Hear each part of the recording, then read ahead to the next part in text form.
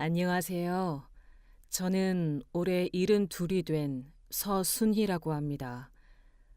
지금까지 살면서 이렇게 긴 이야기를 누군가에게 들려드린 적이 없는데 오늘은 제 인생에서 가장 힘들었던 10년의 이야기를 여러분께 들려드리고 싶어요.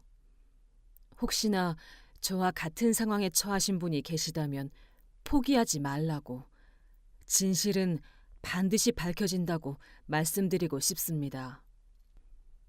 10년 전, 저는 작은 칼국수집을 운영하며 평범하게 살고 있었습니다. 남편은 일찍 세상을 떠났지만 하나뿐인 딸 지영이와 사랑스러운 손녀 하은이가 있어서 그럭저럭 살맛이 났어요. 딸은 대학을 졸업하고 좋은 남자를 만나 결혼해서 귀여운 하은이를 낳았거든요. 사위 민호는 처음엔 정말 괜찮은 사람이라고 생각했습니다. 어머님, 제가 이번에 베트남 쪽에 사업 기회가 생겼어요. 현지에서 한식당 체인을 운영하는 건데 한국 음식이 인기가 많다 보니까 정말 전망이 좋더라고요.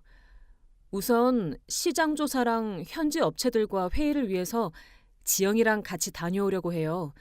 길어야 2주 정도 걸릴 것 같아요. 그래? 그런데 하은이는 어떻게 하려고? 아직 두 돌도 안 된 아이를 데리고 외국에 가는 건 너무 힘들지 않을까? 네, 맞아요. 하은이는 아직 너무 어리고 짧은 출장이라 데려가기가 어려워서요. 어머님께서 하은이 좀 봐주실 수 있으실까요? 정말 한 달 정도만요. 그럼 당연히 내가 봐야지. 하은이는 아직 너무 어리니까 낯선 곳에 가면 힘들어할 텐데. 한 달 정도면 금방이야. 내가 잘 돌봐줄 테니까 걱정하지 말고 다녀와. 네, 어머님. 정말 감사해요. 이번 출장이 잘 되면 본격적으로 사업을 시작할 수 있을 거예요. 그때가 되면 더 큰 도움을 드릴 수 있을 거예요. 그때는 사위가 정말 성실하게 사업을 준비하는 거라고 생각했어요. 하지만 지금 생각해보니 그때부터 이미 계획이 있었던 건지도 모르겠습니다. 그런데 문제는 사업 자금이었어요. 민호가 어느 날 저를 찾아와서 이렇게 말하더군요. 어머님, 죄송한데 부탁드릴 게 있어요. 베트남 사업을 본격적으로 시작하려면 초기 자금이 많이 필요한데 현지 부동산도 사야 하고 가게도 차려야 하고 해서 돈이 부족해요. 혹시 어머님께서 도와주실 수 있을까요? 사업이 성공하면 몇 배로 갚아드릴게요. 얼마나 필요한데?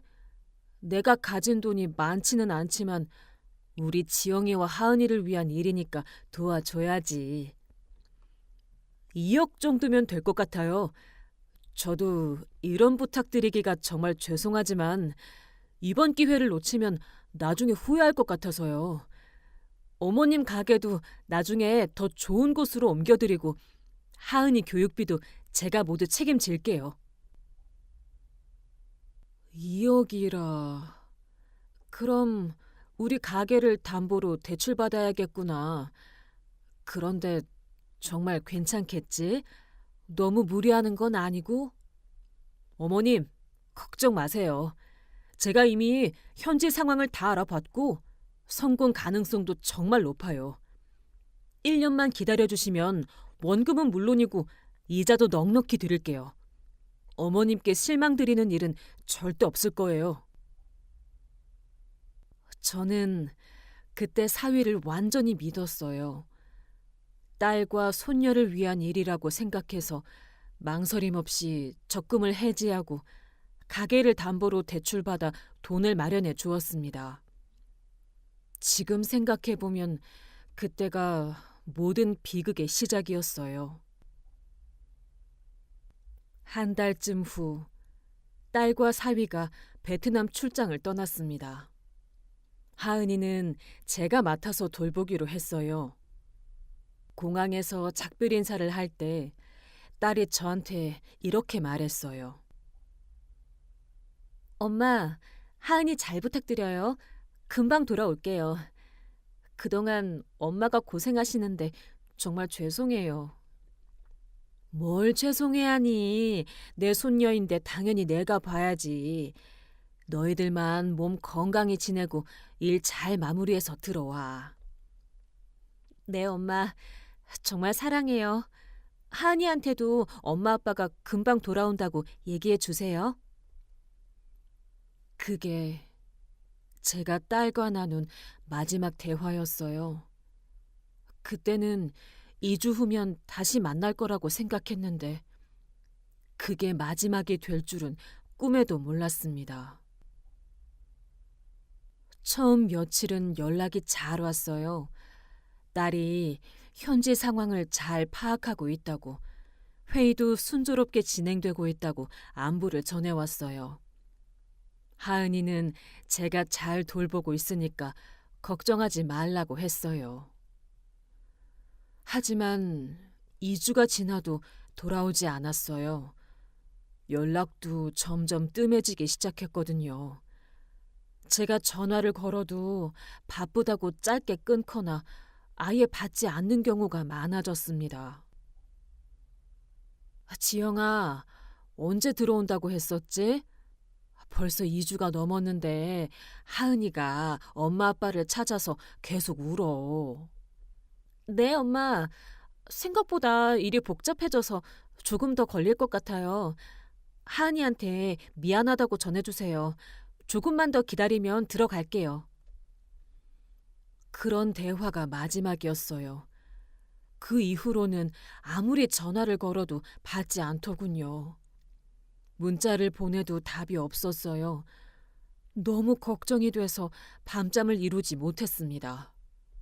하은이도 엄마 아빠를 찾아서 계속 울어서 저도 어떻게 달래야 할지 모르겠더라고요.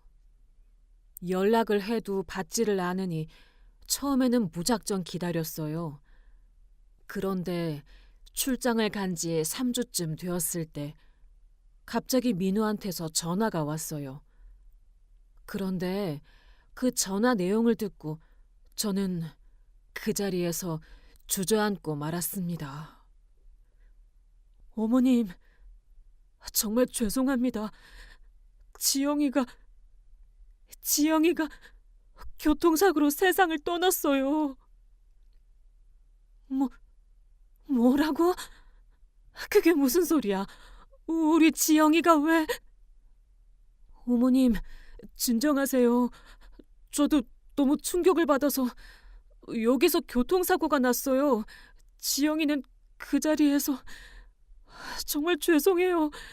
제가 지영이를 지켜주지 못해서. 당장 한국으로 와라. 우리 지영이 데리고 당장 들어와. 장례식은 여기서 해야 돼. 어머님, 그게 현지법 때문에 시신을 한국으로 옮길 수가 없어요. 이미 현지에서 모든 절차를 끝냈어요. 그리고 하은이는 제가 지금 돌볼 수가 없어요. 어머님께서 계속 봐주세요. 제가 정리되면 데리러 갈게요. 저는 그 순간 정신이 하얘졌어요.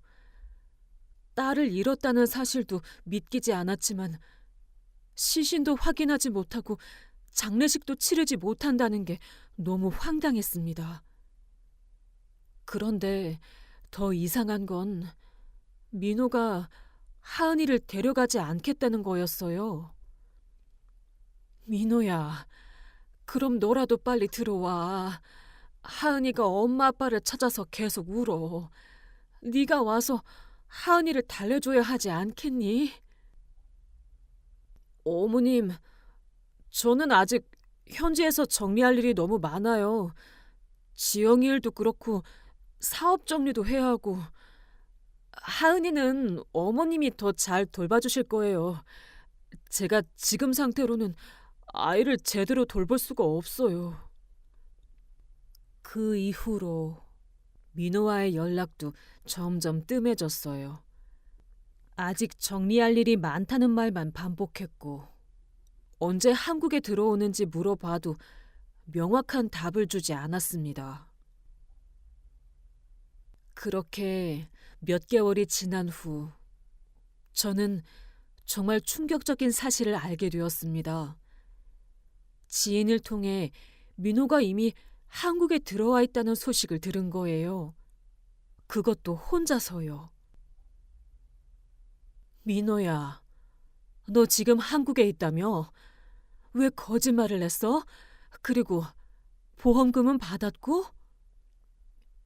어머님, 죄송해요. 저도 너무 힘들어서. 보험금은 받았는데 현지에서 치료비랑 장례비로 많이 나가서 별로 안 남았어요. 별로 안 남았다고? 지영이 보험금이 얼마인데? 그리고 내가 빌려준 2억은 언제 갚을 거야?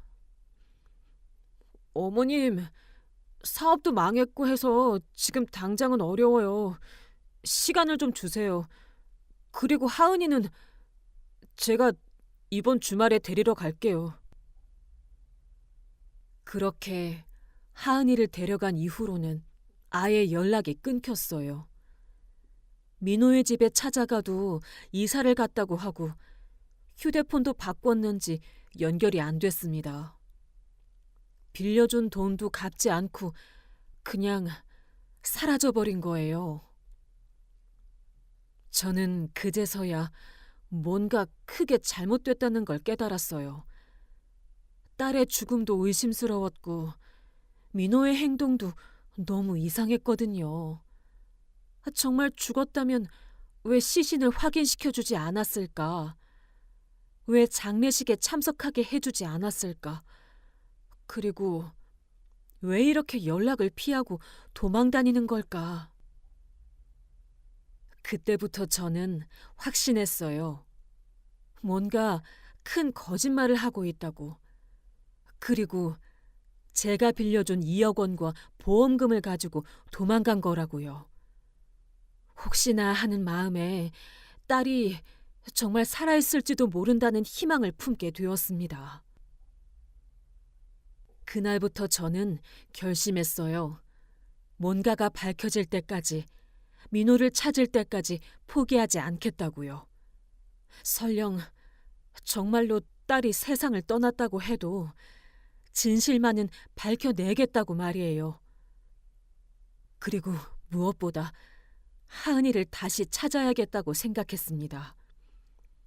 그 어린아이가 어떤 환경에서 자라고 있는지, 제대로 보살핌을 받고 있는지 너무 걱정됐거든요. 그렇게 제 인생에서 가장 길고 힘든 추적이 시작되었습니다. 그때는 10년이라는 긴 시간이 걸릴 줄 몰랐어요. 하지만 포기할 수는 없었습니다. 제 딸이고 제 손녀였으니까요. 민호가 하은이를 데려간 후 제 생활은 완전히 바뀌었습니다. 딸도 잃고 손녀도 잃고 나니 살아갈 이유를 찾기가 어려웠어요. 하지만 포기할 수는 없었습니다. 뭔가 이상하다는 직감이 계속 들었거든요. 우선 제가 할 수 있는 일부터 시작했습니다. 1억 2천만 원 대출금 때문에 매달 이자를 내야 했는데 작은 칼국수집 수익으로는 턱없이 부족했어요. 게다가 평생 모아둔 적금 8천만 원도 다 써버린 상황이라 정말 막막했습니다. 어쩔 수 없이 가게 문을 닫고 원룸으로 이사를 했습니다. 그리고 마트에서 파트타임으로 일하며 근근히 살아갔어요. 하지만 제 마음속에는 분명한 목표가 있었습니다. 민호를 찾아내는 것, 그리고 진실을 밝혀내는 것이었어요. 처음에는 제 힘으로 찾아보려고 했습니다.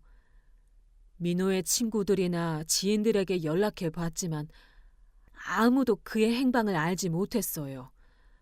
오히려 저처럼 민호한테 돈을 빌려준 사람들이 몇 명 더 있다는 걸 알게 되었습니다. 어머님, 저도 민호한테 돈 빌려줬는데 연락이 안 돼요. 베트남 사업한다고 해서 1,000만 원을 빌려줬는데 감쪽같이 사라졌어요. 혹시 민호 연락처 아시면 좀 가르쳐 주세요. 저도 그놈 때문에 이 모양입니다. 제 돈 2억을 사업자금 한다면서 가져갔어요. 그런데 더 많은 사람한테 돈을 빌렸다는 말씀이신가요? 네, 제가 아는 것만 해도 대여섯 명은 될 거예요. 다들 베트남 사업 투자라고 해서 돈을 빌려줬는데 먹튀당한 거죠. 어머님도 조심하세요. 완전히 사기꾼이에요. 그 말을 듣고 더욱 확신이 들었어요. 민호가 계획적으로 여러 사람을 속인 거였어요. 저한테서 2억, 다른 사람한테서 1억 5천만 원쯤. 거기에 지영의 보험금까지 합치면 상당한 돈이 되겠더라고요. 그럼 우리 지영의 죽음도 거짓말일 가능성이 높다고 생각했습니다. 몇 개월 후 저는 사립탐정사무소를 찾아갔어요. 제가 모은 돈 300만 원을 가지고 말이에요. 어머님, 상황은 알겠는데 해외까지 조사하려면 비용이 많이 들어요.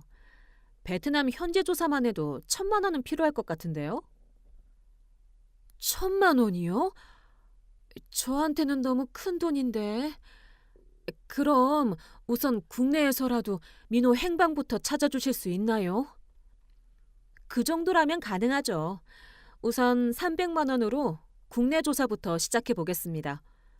하지만 기대는 너무 크게 하지 마세요. 의도적으로 숨어 지내는 사람을 찾는 건 쉽지 않거든요. 한 달 후 탐정이 연락을 해왔어요.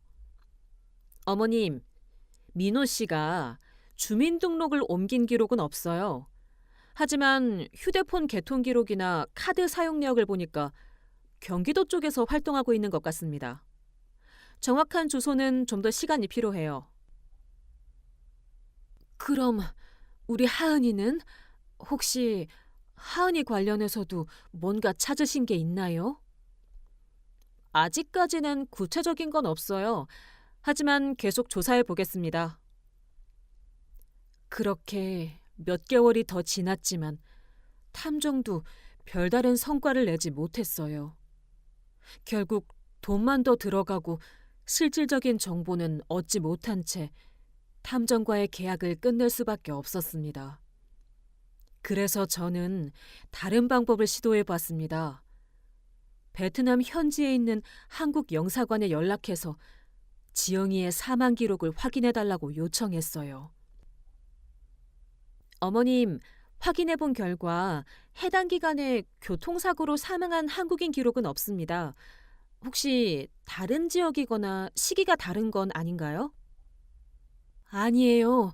분명히 그때가 맞아요. 그럼 장례식이나 화장 기록 같은 것도 없다는 말씀인가요?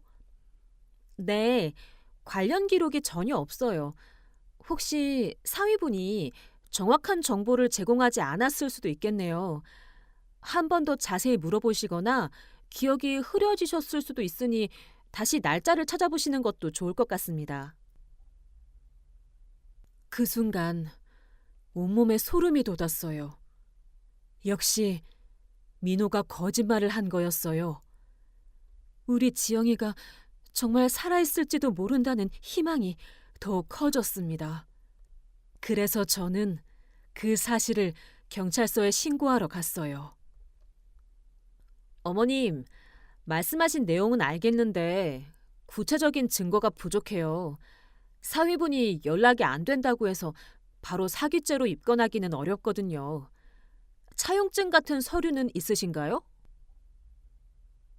차용증은 없어요. 가족인데 그런 걸 쓸 줄 몰랐어요. 하지만 은행 대출 기록은 있어요. 민호가 사업 자금 달라고 해서 제가 모은 돈이랑 가게 담보를 합쳐서 총 2억을 빌려줬어요. 그것만으로는 사기라고 단정하기 어려워요. 사업이 실제로 실패했을 수도 있으니까요. 좀 더 확실한 증거가 있으면 다시 오세요. 그렇게 경찰서에서도 별다른 도움을 받을 수 없었어요.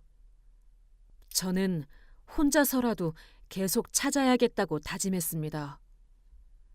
그 후 몇 년간 저는 온갖 방법을 다 써봤어요. 인터넷 카페에 실종자 찾기 글을 올렸고 SNS에도 민호와 지영이 하은이 사진을 올려서 제보를 요청했습니다. 가끔씩 제보 전화가 왔지만 대부분 잘못된 정보였어요. 한 번은 부산에 있다는 제보를 받고 KTX 타고 내려갔는데 완전히 다른 사람이었어요. 그런 일이 몇 번 반복되니까 정신적으로 지쳐갔습니다. 할머니, 제가 부산 해운대에서 그 사람 봤어요. 사진이랑 똑같았어요. 어린애랑 여자랑 같이 있었는데 맞는 것 같았어요. 정말요? 확실한가요? 제가 지금 당장 내려갈 테니까 정확한 위치 좀 알려주세요. 하지만 현장에 가보면 항상 헛수고였어요. 비슷하게 생긴 다른 사람이거나 아예 그런 사람이 없는 경우가 대부분이었습니다. 그럴 때마다 돈만 들어가고 몸과 마음만 지쳤어요. 5년쯤 지났을 때 저는 거의 포기 직전까지 갔어요. 매일 마트에서 일하고 대출이자 내고 남은 돈으로 수소문하는 일상이 반복되니까 지칠 수밖에 없었어요. 순이 언니, 너무 힘들어하지 마요. 이제 좀 포기하고 언니 인생이나 생각해 보세요. 딸이 정말 죽었을 수도 있는 거잖아요. 아니야. 내 직감으로는 지영이가 살아있어. 그리고 하은이를 찾아야 해. 여기서 포기할 수는 없어. 그래도 언니 나이가 벌써 70이 가까워지는데 언제까지 이렇게 살 거예요? 몸도 안 좋아지시는 것 같고. 맞는 말이었어요. 저도 나이가 들면서 체력이 예전 같지 않았어요. 무릎도 아프고 허리도 자주 아팠어요. 하지만 그래도 포기할 수는 없었습니다. 그러던 중 8년째 되던 해에 작은 단서를 하나 잡았어요. 민호의 고등학교 동창회 모임이 있다는 걸 알게 된 거예요. 저는 그 모임 장소에 가서 동창들을 만났습니다. 아, 민호 장모님이세요? 민호 그 친구 요즘 어디 살아요? 동창회 연락을 해도 전화를 안 받아서요. 저도 연락이 안 돼요. 혹시 최근에 민호를 본 분 있으신가요? 아니면 어디 살고 있는지 아시는 분이 있나요? 글쎄요. 아, 그런데 작년에 얘가 우연히 봤다고 하던데. 철현아, 너 작년에 민호 봤다면서? 아, 네. 경기도 파주 쪽에서 봤어요. 누구랑 같이 있더라고요. 그런데 제가 불러도 못 들은 척하고 피해가더라고요. 뭔가 이상했어요. 누구요? 어떻게 생겼나요? 나이는 얼마나 돼 보였어요? 하나는 10살 정도 되어 보이는 여자애였고 하나는 한 30대 중반쯤 되어 보이는 여자였어요. 그리고 파주 쪽 단독 주택가였어요. 그 순간 심장이 쿵쿵 뛰었어요. 10살 정도 되는 여자아이라면 우리 하은이 나이와 비슷했고 30대 여자라면 우리 지영이일 가능성이 있었거든요. 파주 어디쯤인지 기억나세요? 정확한 위치를 알 수 있을까요? 정확한 주소는 모르겠는데 파주시 교화동 쪽이었던 것 같아요. 단독주택이 많이 모여 있는 동네였어요. 저는 그날 바로 파주로 향했습니다. 하지만 교화동은 생각보다 넓었고 단독주택만 해도 수백 채가 있었어요. 무작정 돌아다닐 수도 없고 그렇다고 집집마다 찾아갈 수도 없었습니다. 며칠 동안 파주 일대를 돌아다녔지만 별다른 성과가 없었어요. 하지만 포기하지 않고 계속 그 지역을 탐문했습니다. 아, 그런 가족이요? 글쎄요. 이 동네에 비슷한 가족이 몇 있는데 정확히 누구를 말씀하시는 건지 혹시 사진 있으세요? 이게 제 사위랑 딸이에요. 10년 전 사진이라 지금은 좀 달라 보일 수도 있어요. 음, 비슷하게 생긴 사람은 있는 것 같은데 확실하지는 않네요. 그런데 왜 찾으세요? 무슨 일 있으신가요? 저는 상황을 설명하기 곤란해서 그냥 가족을 찾고 있다고만 했어요. 하지만 수상하게 생각하는 눈치였어요. 그렇게 9년째가 되어가는데도 구체적인 성과는 없었어요. 가끔씩 파주에 가서 돌아다녔지만 민호나 지영이 하은이를 직접 목격하지는 못했습니다. 저는 점점 절망감에 빠져갔어요. 정말 제가 착각하고 있는 건 아닐까. 지영이가 정말 죽었는데 제가 현실을 받아들이지 못하는 건 아닐까 하는 생각도 들었어요.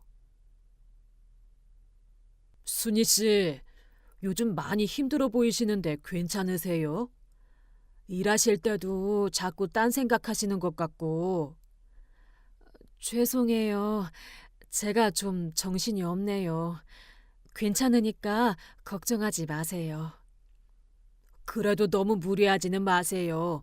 연세도 있으신데 건강이 최우선이에요.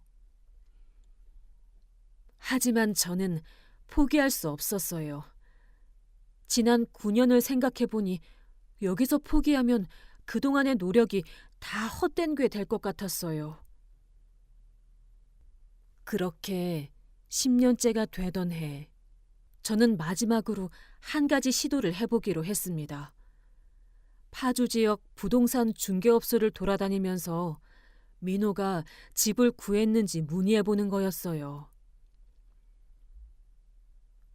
10년 전 계약자요? 그때 기록을 다 찾기는 어려워요. 그런데 왜 찾으세요? 제 사위인데 연락이 안 돼서요. 혹시 이 사람이 이 근처에 집을 구한 적이 있는지 알고 싶어서요. 여기 이 사람이에요. 저는 예전 사진을 부동산 중개업자들에게 보여주면서 물어봤습니다. 사진을 봐도 잘 모르겠네요. 아, 그런데 이 동네에서 10년 정도 사는 분이라면 아마 임대보다는 매매로 사셨을 거예요. 그럼 등기부등본을 확인해 보시는 게 좋겠네요.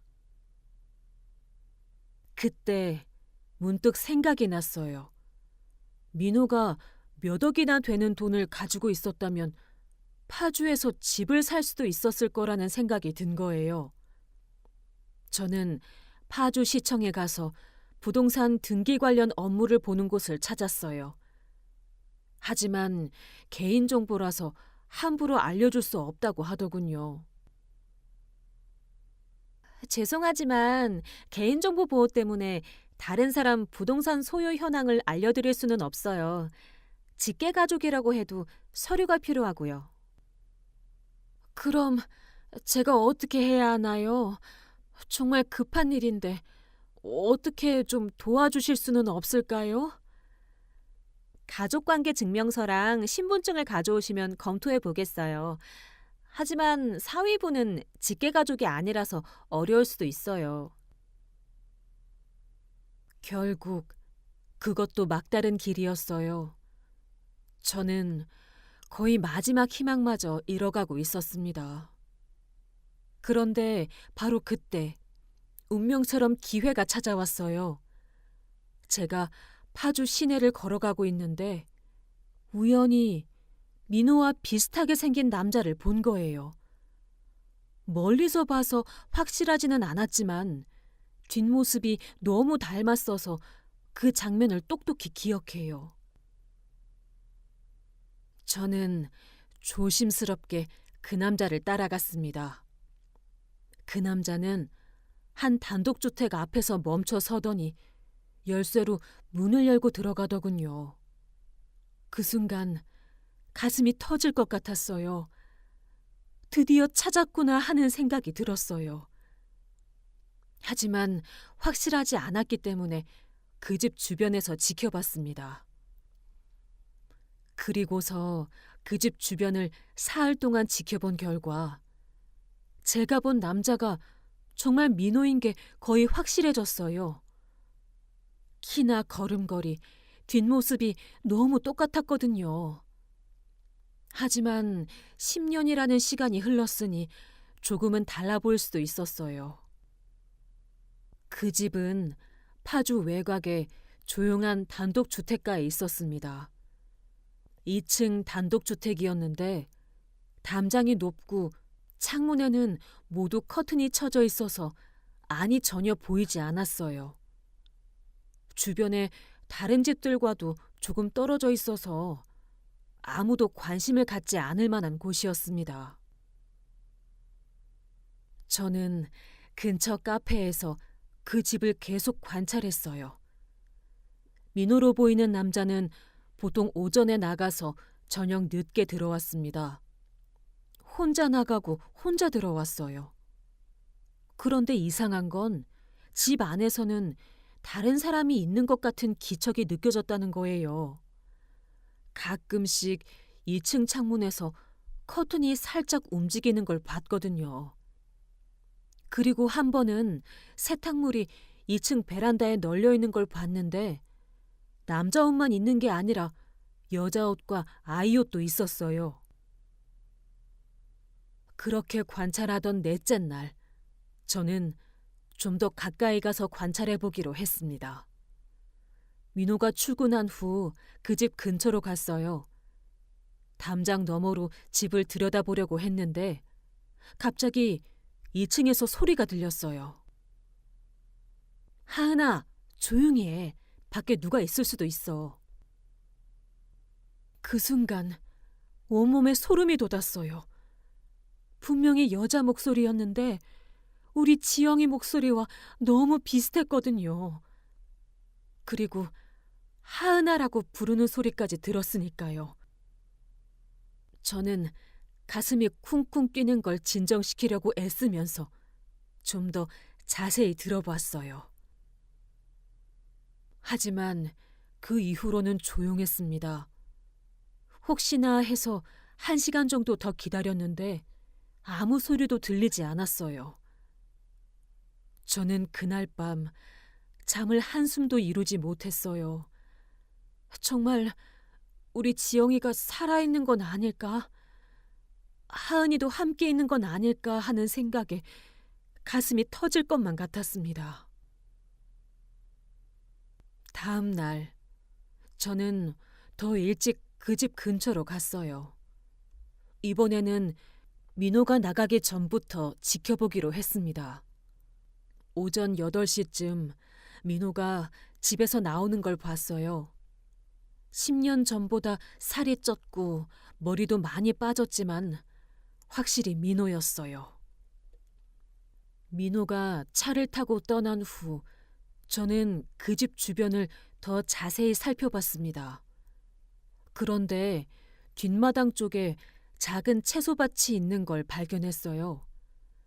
상추랑 배추, 고추 같은 채소들이 심어져 있었는데 누군가 정성스럽게 가꾸고 있는 것 같았어요. 그러고서 1시간쯤 지났을 때 뒷마당으로 누군가 나오는 소리가 들렸어요. 저는 조심스럽게 담장 뒤에 숨어서 지켜봤습니다.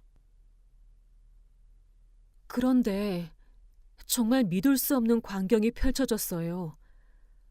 한 여자가 바구니를 들고 채소밭으로 나왔는데 그 뒤로 어린아이가 따라 나온 거예요. 여자는 30대 중반쯤 되어 보였는데 깡마르고 피부가 거칠어 보였어요. 하지만 옆모습을 보는 순간 심장이 멈추는 줄 알았습니다. 우리 지영이었어요. 10년이라는 시간이 흘러서 예전 모습과는 조금 달랐지만 틀림없이 제 딸이었어요. 그리고 그 옆에 있는 아이, 여자아이였는데 하은이였어요. 우리 하은이가 이렇게 컸구나 하는 생각에 눈물이 왈칵 쏟아졌습니다. 하은아, 오늘은 상추를 좀 따자. 밥상에 올릴 게 없네. 네, 엄마. 그런데 우리 할머니는 언제 만날 수 있어요? 할머니 보고 싶어요. 하은아, 할머니는 지금 못 만나. 나중에 기회가 되면 만나러 갈 수 있어. 지금은 안 돼. 왜요? 할머니가 우리를 싫어해서 그래요? 아니야, 그게 아니라. 하은아, 너무 큰 소리로 말하지 마. 동네 사람들이 들을 수도 있어. 그 대화를 듣는 순간 가슴이 찢어지는 것 같았어요. 하은이가 저를 그리워하고 있고 지영이는 뭔가에 맞춰서 조심스럽게 행동하고 있었거든요.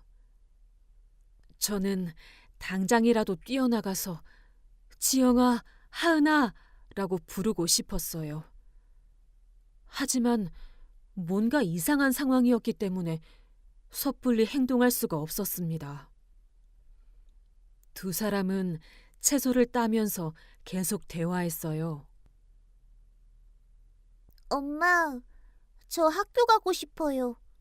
친구들도 사귀고 싶고. 하은아, 우리가 지금 상황이 복잡해서 그래. 엄마가 집에서 가르쳐주는 거로 충분하잖아. 하지만 다른 아이들은 다 학교 가잖아요. 저만 왜 못 가요? 하은아, 지금은 안 돼. 그리고 쉿, 조용히 해야 해. 그 순간 뭔가 심상치 않다는 걸 직감했어요. 지영이가 자신의 의지로 학교를 안 보내는 게 아니라 민호 때문에 못 보내는 것 같았거든요. 30분쯤 지나서 두 사람이 다시 집 안으로 들어갔어요. 저는 그 자리에서 한참을 멍하니 서 있었습니다. 정말 우리 지영이와 하은이가 살아있었구나. 10년 동안 제가 찾던 바로 그 사람들이었어요. 하지만 기쁨보다는 걱정이 더 컸습니다. 왜 10년 동안 연락을 하지 않았을까? 왜 하은이를 학교에 보내지 않았을까? 무엇보다 지영이의 표정이 너무 어두워 보였어요. 그날 오후 저는 그 집을 떠나기 전에 한 번 더 확인해 보고 싶었어요. 혹시나 해서 집 주변을 한 바퀴 돌아봤는데 뒷문 쪽에서 이상한 걸 발견했어요. 뒷문에는 자물쇠가 몇 개씩이나 채워져 있었어요. 안에서 열 수 있는 자물쇠가 아니라 밖에서만 열 수 있는 자물쇠였어요. 그리고 담장 위에는 철조망 같은 게 설치되어 있었고요. 그때서야 깨달았어요. 지영이와 하은이가 자신의 의지로 그 집에 있는 게 아니라는 걸 말이에요. 민호가 두 사람을 가두고 있는 거였어요. 온몸에 소름이 돋으면서 분노가 치밀어 올랐어요. 그놈이 10년 동안 제 딸과 손녀를 감금하고 있었다니. 저한테는 죽었다고 거짓말하면서 말이에요.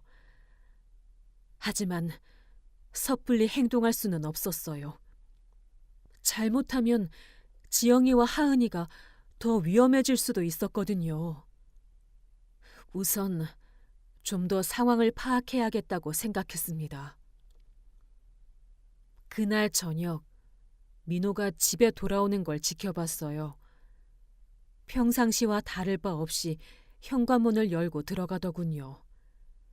하지만 30분쯤 지나서 집 안에서 큰 소리가 들렸어요. 누가 마당에 나갔었지? 이웃 사람이 수상한 여자가 우리 집 주변을 돌아다녔다고 하던데. 저희는 그냥 채소 따러 잠깐 나갔다 왔어요. 잠깐이라니. 얼마나 나가 있었는데? 그리고 하은이, 너 밖에서 큰 소리로 떠들었지? 아니에요, 아빠. 저 조용히 했어요. 거짓말하지 마. 앞으로 내 허락 없이는 밖에 나가지 마. 알겠어? 그 대화를 들으니 상황이 더 명확해졌어요. 민호가 지영이와 하은이의 외출을 통제하고 있었고 이웃들도 예의주시하고 있는 상황이었어요. 저는 그날 밤 모텔에서 밤새 고민했어요. 어떻게 해야 안전하게 두 사람을 구출할 수 있을까? 경찰에 신고하면 될까? 하지만 민호가 위험한 행동을 할 수도 있고 증거도 확실하지 않았어요. 다음 날 아침 저는 다시 그 집으로 갔어요. 이번에는 민호가 출근한 후 뭔가 방법을 찾아보기로 했습니다. 오전 10시쯤 민호가 나간 걸 확인한 후 저는 뒷마당 쪽으로 가서 작은 돌멩이를 주워들었어요. 그리고 2층 창문 쪽을 향해 조심스럽게 던졌습니다. 돌멩이가 창문에 톡 하고 부딪히는 소리가 났어요. 잠깐 후 다시 한번 던졌어요. 그러니까 2층 창문이 조금 열리더라고요. 누구세요? 지영아, 엄마야. 엄마 목소리 못 알아듣겠니? 그 순간 창문 너머로 지영이의 얼굴이 보였어요. 저를 보자마자 입을 틀어막고 눈물을 흘리더군요. 엄마가 어떻게 여기를... 지영아, 엄마가 10년 동안 너희를 찾았어. 민호가 너희가 죽었다고 했는데... 엄마, 빨리 가세요. 그 사람 오면 큰일 나요. 제발 가세요. 안 가. 엄마가 어떻게 가. 지금 당장 나와. 하은이도 데리고 나와. 안 돼요, 엄마. 그러면 하은이가 위험해져요. 그 사람이 하은이를 해칠 수도 있어요. 그때 하은이도 창가로 나왔어요. 저를 보자마자 할머니라고 외치면서 울음을 터뜨렸어요. 할머니 진짜 맞아요? 저 할머니 보고 싶었어요. 하은아, 우리 하은이. 할머니 여기 있어. 걱정하지 마. 엄마, 제발 가요. 그 사람이 CCTV로 집 주변을 감시해요. 금방 알게 될 거예요. 그럼 어떻게 하라고? 엄마가 너희를 그냥 둘 수는 없어. 시간을 주세요. 제가 방법을 생각해 볼게요. 오늘은 정말 위험하니까 가세요. 저는 정말 가기 싫었지만 지영이가 그렇게 간절히 부탁하니까 어쩔 수 없이 그 자리를 떠났어요. 하지만 이번에는 절대 포기하지 않겠다고 다짐했습니다. 10년을 찾아 헤맨 제 딸과 손녀를 드디어 찾았는데 그들이 그런 끔찍한 상황에 있다니 정말 믿어지지 않았어요. 그날 밤 저는 모텔에서 잠을 이루지 못하고 계속 생각했어요. 어떻게 해야 안전하게 지영이와 하은이를 구출할 수 있을까? 무작정 경찰에 신고하면 민호가 위험한 행동을 할 수도 있었어요. 다음 날 아침 일찍 저는 파주 경찰서 근처에 있는 법률 상담소로 찾아갔습니다. 우선 전문가의 조언을 들어보고 싶었어요. 어머님, 말씀하신 상황이 사실이라면 강금죄와 보험 사기죄에 해당합니다. 하지만 신고하기 전에 확실한 증거를 확보하는 것이 중요해요. 혹시 사진이나 동영상 같은 건 있으신가요? 아직은 없어요. 그런데 제가 직접 딸과 손녀를 봤어요. 목격만으로는 부족할 수 있어요. 가능하다면 대화 내용을 녹음하거나 감금 상황을 입증할 수 있는 증거를 수집하는 게 좋겠어요. 그리고 신고할 때는 피해자들의 안전을 최우선으로 고려해야 합니다. 변호사의 조언을 듣고 저는 계획을 세웠어요. 우선 며칠 더 그 집을 관찰하면서 증거를 모으고 지영이와 좀 더 구체적인 대화를 나눠 보기로 했습니다. 그 다음 이틀 동안 저는 그 집을 계속 지켜봤어요. 민호의 출퇴근 시간을 정확히 파악했고 집 주변에 설치된 CCTV 위치도 확인했습니다. 그리고 휴대폰으로 집 외관과 높은 담장, 철조망 등을 촬영했어요. 셋째 날, 민호가 출근한 후 저는 다시 돌멩이를 창문에 던졌어요. 이번에는 지영이가 금세 창문을 열었어요. 엄마, 위험해요. 왜 계속 오세요? 지영아, 엄마가 어떻게 그냥 갈 수 있냐. 10년 동안 너희를 찾아다녔는데. 그런데 정확히 무슨 일인지 말해줘. 민호가 너희를 왜 가둬놓는 거야? 엄마, 말하기 복잡해요. 그 사람이 보험금을 받기 위해서 저를 죽은 걸로 만들었어요. 하지만 실제로 죽일 수는 없으니까 저를 여기에 가둬놓고 있는 거예요. 그 말을 듣는 순간 온몸에 분노가 치밀었어요. 그 못된 놈이 어린 아이까지 볼모로 잡고 있었다니요. 지영아, 이제 그만해. 엄마가 너희를 구해낼 거야. 경찰에 신고할 거야. 안 돼요, 엄마. 그 사람이 하은이를 해칠 수도 있어요. 그 사람 정말 무서운 사람이에요. 그럼 어떻게 하라고? 너희가 평생 이렇게 살 수는 없잖아.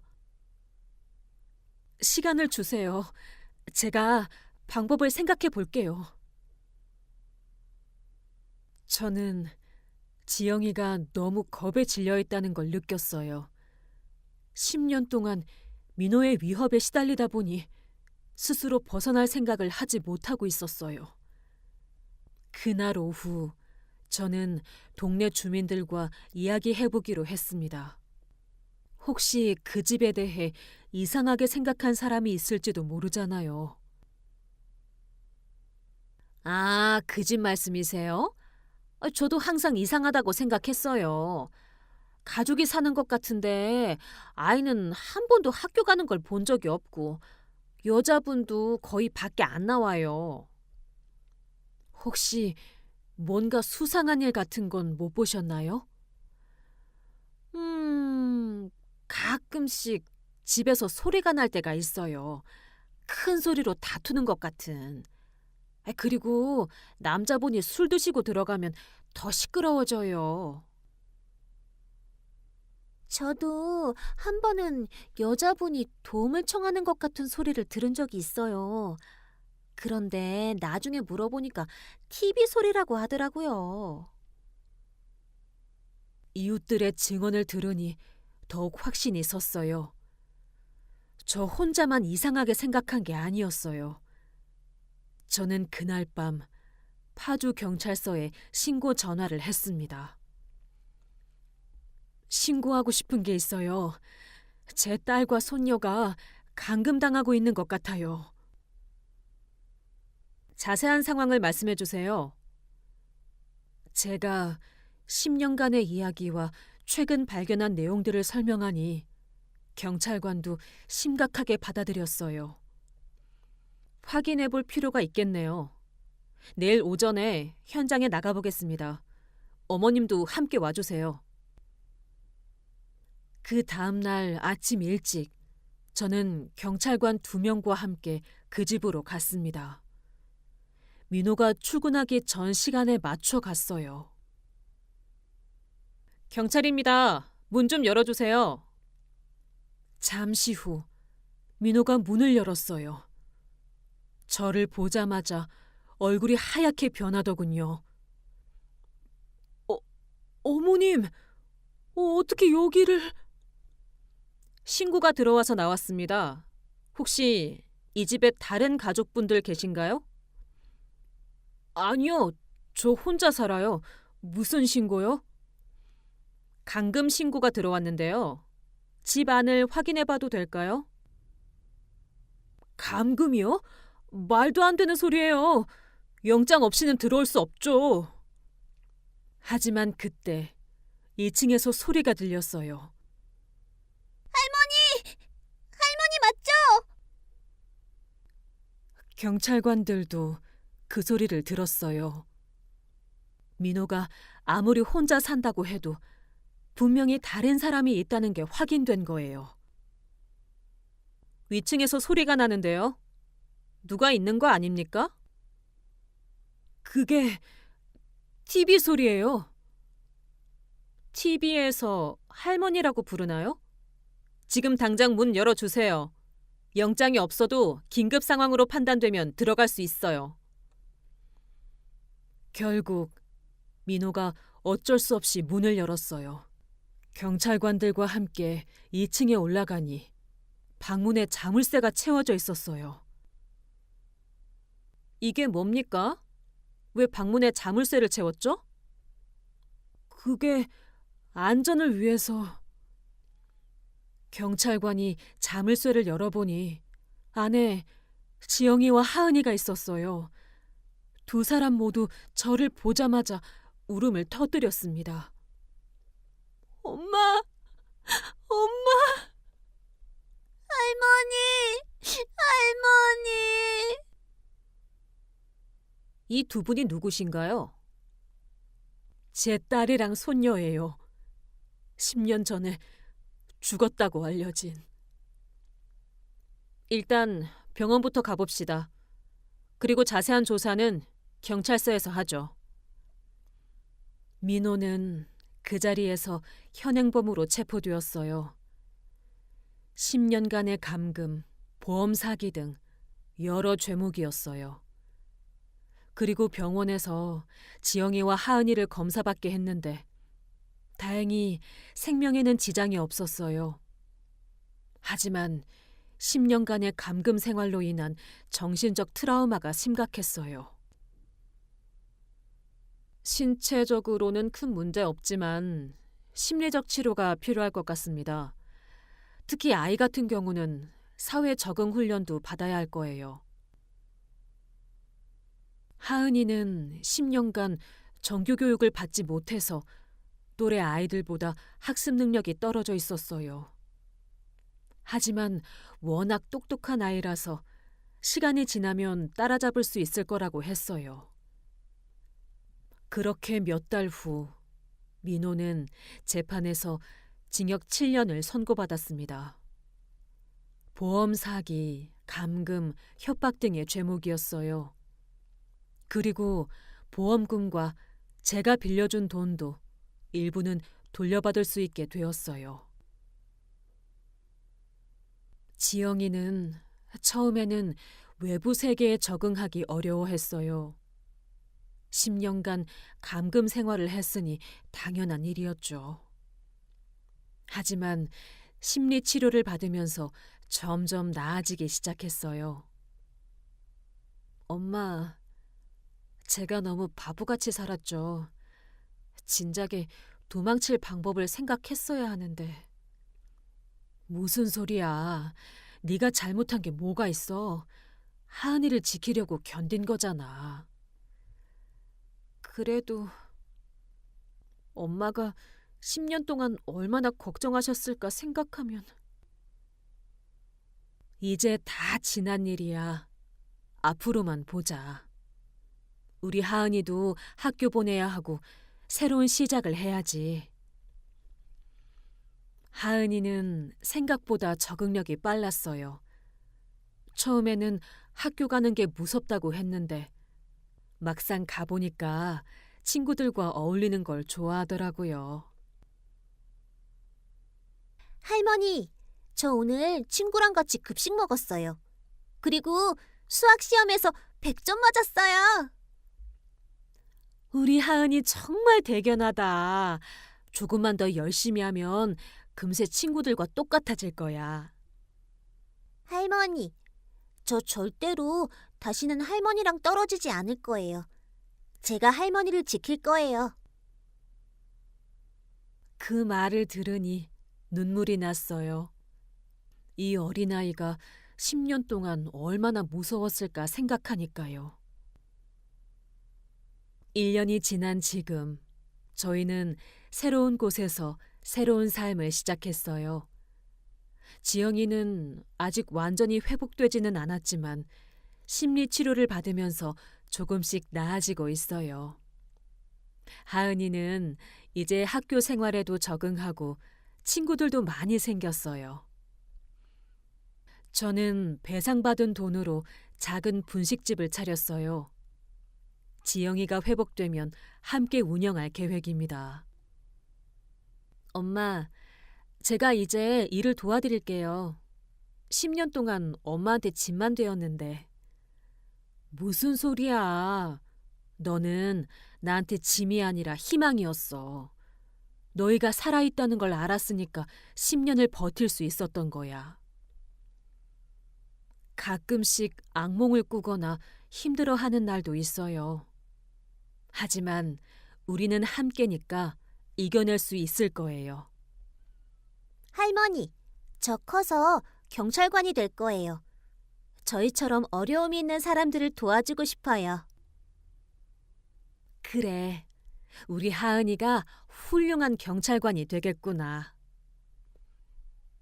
10년이라는 긴 시간이었지만 포기하지 않았기에 가능했어요. 진실은 반드시 밝혀진다는 걸 믿었기 때문이에요. 여러분, 아무리 힘들고 절망적인 상황이라도 포기하지 마세요. 저처럼 언젠가는 반드시 희망의 빛을 볼 수 있을 거예요. 그리고 사랑하는 가족이 있다면 그 사랑이 여러분을 이겨낼 힘을 줄 거예요. 지금 저희는 비록 작은 분식집을 운영하며 소소하게 살고 있지만 그 어떤 때보다 행복합니다. 가족이 함께 있으니까요. 끝까지 제 이야기를 들어주셔서 정말 감사합니다.